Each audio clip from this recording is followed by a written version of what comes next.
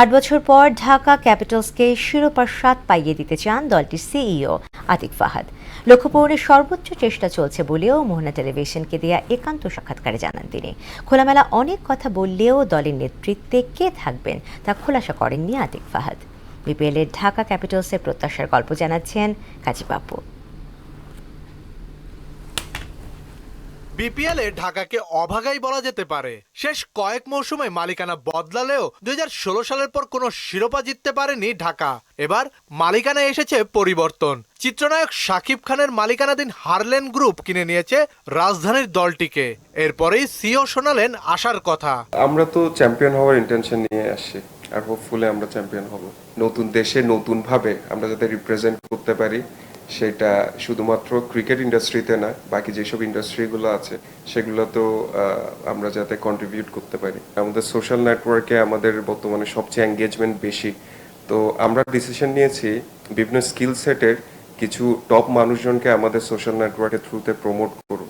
Eden garden থেকে ওয়াংখেড়ে গেল 16 বছর ভারতের মাঠগুলোই যেন আইপিএল এর সময়টায় শাহরুখ খানের বাড়িঘর। ইডেন গার্ডেন হয়ে চিপক, অরুণ জেটলির বারান্দায় যেন শাহরুখের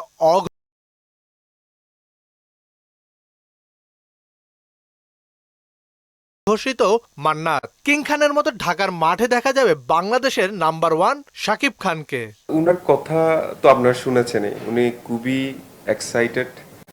আর উনার ইচ্ছা আছে প্রায় প্রত্যেক ম্যাচই গিয়ে দেখার। হয়তো সময় হবে না, but most of the time he will be there in the stadium.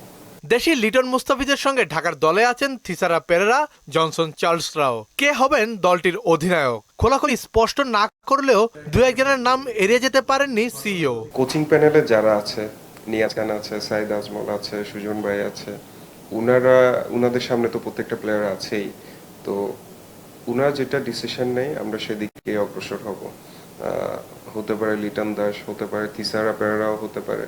আমার কাছে মনে হয় প্রত্যেকেই নিজ নিজ জায়গা থেকে যথেষ্ট ক্যাপেবল। শুধু দেশের ভেতর নয়, বাইরেও দল কেনার পরিকল্পনার কথা জানালেন ঢাকা ক্যাপিটালসের সিইও। ক্রিকেট ইন্ডাস্ট্রির গ্রোথটা যাতে এনশিওর হয়, কাজী পাপ্পু, মোহনা সংবাদ, ঢাকা। ক্রিয়েট করতে পারি।